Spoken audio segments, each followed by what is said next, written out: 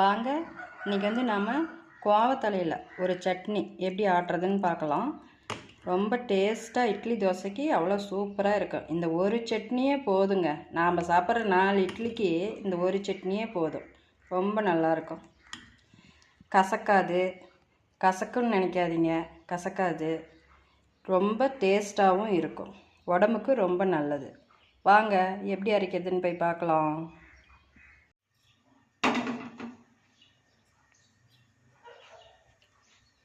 சின்ன வெங்காயம், பூண்டு ஊற்றிக்கலாம்.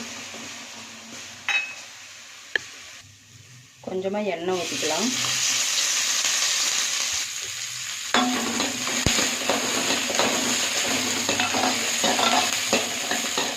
வெங்காயம் கொஞ்சம் நேரம் வதங்கட்டும்.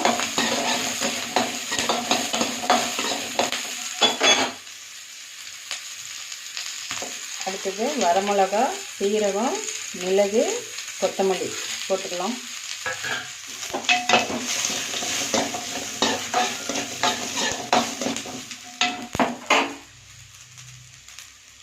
அடுத்து 2 தக்காளி,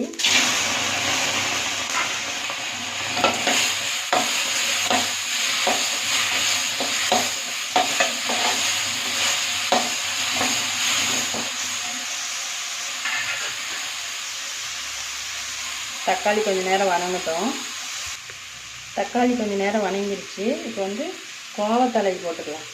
பாருங்கள், கோவத்தலை எங்கள் வீட்டிலே தான் இருந்துச்சு. பொரித்து சுத்தம் பண்ணி கழுவி எடுத்துட்டு வந்துக்கிறேன். இதையும் இதிலே போட்டுக்கலாம்.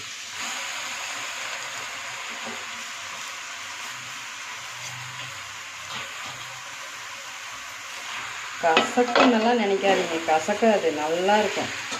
இட்லி தோசைக்கெல்லாம் அவ்வளோ சூப்பராக இருக்கும். இந்த தலை வந்து கொஞ்ச நேரம் வணங்கினா போதும்.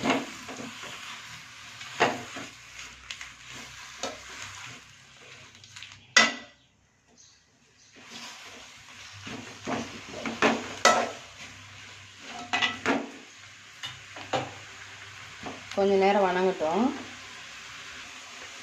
பாருங்க, வணங்கிருச்சு. இந்த மாதிரி கொஞ்சம் பச்சை வாசம் போனால் போதும். ரொம்ப நேரம் வணங்குறதுங்கிறதெல்லாம் இல்லை, அவ்வளோதாங்க. இப்போ இது அடுப்பு ஆஃப் பண்ணிவிட்டு அடுத்தது வந்து இது கூட என்னென்ன சேர்க்கலான்னு பார்க்கலாம். கொஞ்சமாக தேங்காய்,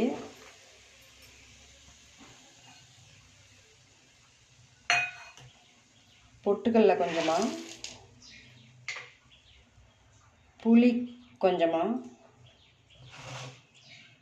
உப்பு தேவையான அளவு,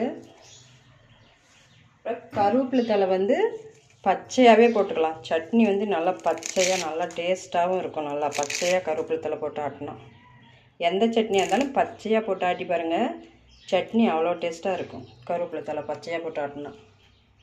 இப்போ வந்து இதெல்லாம் சேர்த்து நம்ம உரலில் தான் ஆட்டிகிட்டு வர போகிறேன். ஆட்டிகிட்டு வந்துட்டு பார்க்கலாம். ஆட்டிகிட்டு வந்துடுறேன் போய்.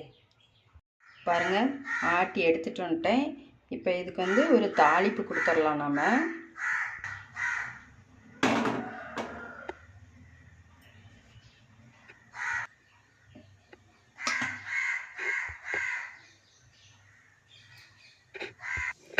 எண்ணெய் ஊற்றி கடுகு போட்டுக்கிறேன். கடலைப்பருப்பு, உளுத்தம்பருப்பு கொஞ்சம், கருவேப்பிலை கொஞ்சம்,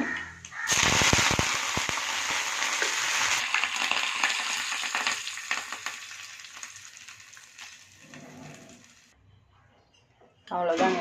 தாளித்து கொட்டியாச்சு. சூப்பராக இட்லி தோசைக்கு சூப்பராக இருக்கும். வீடியோ பிடிச்சிருந்தா லைக் பண்ணுங்கள், கமெண்ட் பண்ணுங்கள், சப்ஸ்கிரைப் பண்ணுங்கள். நீங்களும் செஞ்சு இதேமாரி சாப்பிட்டு பாருங்கள். உடம்புக்கு ரொம்ப நல்லது, நல்லாயிருக்கும், டேஸ்ட்டாகவும் இருக்கும். நன்றி.